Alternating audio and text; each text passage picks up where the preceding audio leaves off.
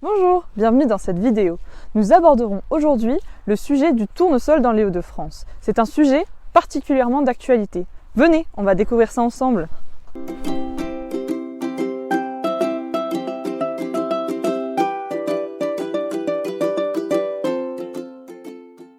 On se retrouve ici, sur une parcelle de tournesol, à 20 km au sud d'Amiens. Rejoignons tout de suite Félix, qui va nous expliquer un peu la culture du tournesol. Bonjour Félix. Bonjour Lucie. Est-ce que tu peux nous expliquer l'engouement et la situation actuelle de la culture dans les Hauts-de-France? Avec plaisir, on voit ça tout de suite. Tout d'abord, au national, nous sommes passés d'une surface de 690 000 hectares en 2021 à 850 000 hectares en 2022. Et l'année prochaine, on attend encore 900 000 hectares en France. Dans les Hauts-de-France, il y a eu une croissance de la surface de près de 22% entre 2020 et 2021. Cette croissance a continué cette année, notamment depuis la crise géopolitique et le conflit en Ukraine. Cette culture s'implante de plus en plus dans notre région, puisque les années sont de plus en plus chaudes et sèches. C'est une culture qui demande une quantité d'azote relativement basse, ce qui est intéressant d'un point de vue économique. Ce peut également être une alternative dans le cas où certaines cultures sont dans une impasse technique, comme par exemple le colza dans certaines régions. La PAC 2022 favorise l'implantation du tournesol dans les assolements. En effet, cette culture apporte un point. Très bien, donc une fois qu'on a décidé de se lancer, à quoi faut-il penser avant le semis?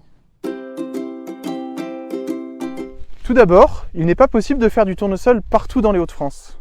À l'heure actuelle, le néo-bassin du tournesol se trouve au nord de Paris et dans la limite des villes de Amiens et Saint-Quentin.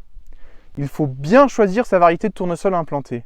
La précocité est un élément clé à prendre en compte dans notre région.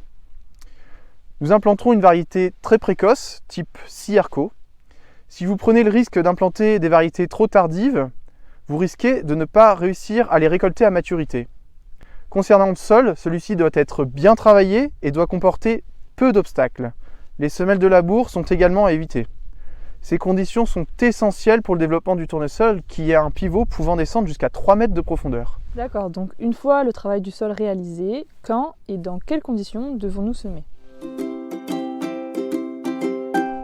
Pour les Hauts-de-France, on conseille un semis au cours de la première quinzaine d'avril, lorsque la température du sol atteint 8 degrés. Il faut bien penser qu'un semis avant le mois de mai permet de gagner en moyenne 3 à 4 quintaux hectares. La plante pourra plus facilement atteindre la somme de température nécessaire, qui est une base 6-30, tout comme le maïs. Le photopériodisme est également important pour atteindre la maturité. La récolte se fera dans de meilleures conditions. Pour faire un petit point matériel, nous conseillons d'utiliser un semoir monograine équipé de disques à tournesol. Celui-ci apportera de bien meilleurs résultats qu'un semoir à céréales classique. Concernant la densité et l'écartement, que conseilles-tu? L'idéal est de partir sur un écartement entre 45 et 50 cm, ce qui permettra une couverture optimum du sol. On recommande une densité de semis entre 75 000 et 80 000 graines hectares. Il faut bien partir du principe qu'il y aura une perte d'environ 20% du semis à cause des pigeons principalement. De plus, un semis dense permettra au tournesol d'avoir de plus petites têtes, ce qui facilitera la fin du cycle puisque la plante va sécher plus facilement. Intéressant. Et du coup, la densité aura un effet sur la quantité d'adventices. Néanmoins, d'un point de vue désherbage, quels sont les travaux à réaliser? Le post-désherbage sera capital pour la réussite de la culture. Il est conseillé de faire un désherbage en post-semis prélevé, en conditions humides, pour permettre aux produits qui sont des racinaires d'être suffisamment efficients. Idéalement, on peut faire 2 binages lorsque la ligne du tournesol est bien visible, et un second 15-20 jours plus tard. Le tournesol fera alors 20 à 30 cm. Durant le stade cotylédon, il faudra être bien vigilant aux attaques de pigeons. On a parlé du désherbage, qu'en est-il de la protection fongique? Contrairement aux autres régions, dans les Hauts-de-France, très peu de maladies sont visibles sur le tournesol. Donc dans 90% des cas, aucun traitement ne sera nécessaire. Super! Cela facilite la conduite de la culture et c'est intéressant d'un point de vue économique et environnemental. C'est donc une culture d'avenir? C'est d'autant plus vrai que dans notre région, l'irrigation n'est pas nécessaire. Très bien. Et qu'en est-il des apports? Il ne faut surtout pas négliger l'importance du bord dans cette culture. Dans le cas contraire, on peut aller jusqu'à la casse de la tête. Il faut donc apporter entre 400 et 500 grammes hectare. En revanche, il faut raisonner l'apport d'azote. Un apport d'en moyenne 60 unités permettra le bon développement de la culture. Pour ce qui est du phosphore et de la potasse, on viendra apporter en moyenne 30 unités dans un sol ayant déjà une teneur moyenne. Du coup, il ne reste que la récolte. Quels sont les critères qui permettront la décision de récolter ou non? La plante est à maturité lorsque les bractées sont brunes et qu'une partie de l'arrière du capitule brunit également. Côté humidité, l'idéal est que celle-ci soit comprise entre 9 et 11%. Le choix de la date de récolte est une étape clé. Si le tournesol est récolté en sous-maturité, alors on induit des difficultés de récolte et donc une perte de rendement. S'il est récolté en surmaturité, il y aura également un risque de perte de rendement puisque 10 grammes de grains au sol par mètre carré correspond à une perte d'1 quintal hectare. Et du coup, est-ce que tu penses que cette parcelle pourrait être récoltable maintenant? Donc on se retrouve sur cette parcelle qui est au sud d'Amiens. Donc comme vous pouvez le voir, ici sur une tête de tournesol, les bractées ici sont encore bien vertes, l'arrière du tournesol est bien vert. On est donc encore très loin de la date idéale de récolte.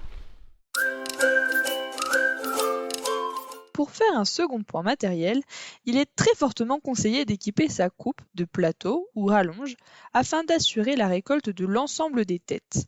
Il existe également des coupes spécifiques pour le tournesol, c'est ce qui est le plus efficace, mais l'investissement est nettement plus important. Et du coup, dans notre région, quel rendement peut-on espérer?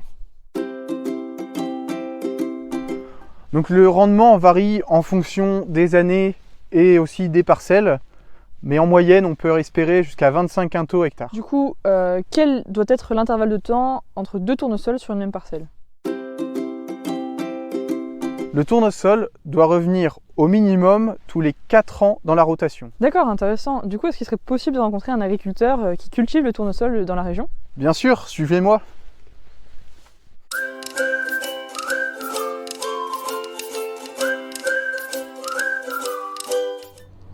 Bonjour, Jean-Baptiste Tillois, une exploitation céréalière de 190 hectares, principalement céréales, colza, blé, escourgeon, tournesol, betteraves sucrières et pommes de terre.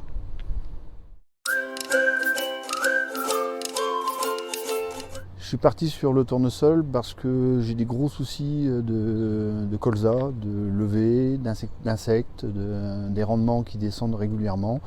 Je pense qu'avec le changement climatique, le tournesol va trouver sa place dans mon exploitation. La conclusion, c'est que les rendements en tournesol sont plus que corrects et on arrive à des marges supérieures que le colza. Donc je vais perdurer cette culture-là sur mon exploitation.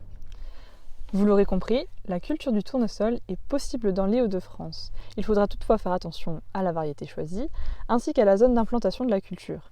Les points clés à retenir sont la densité, le désherbage, l'apport de bord et la période de récolte. Si cette vidéo vous a plu, n'hésitez pas à venir nous suivre sur les réseaux sociaux.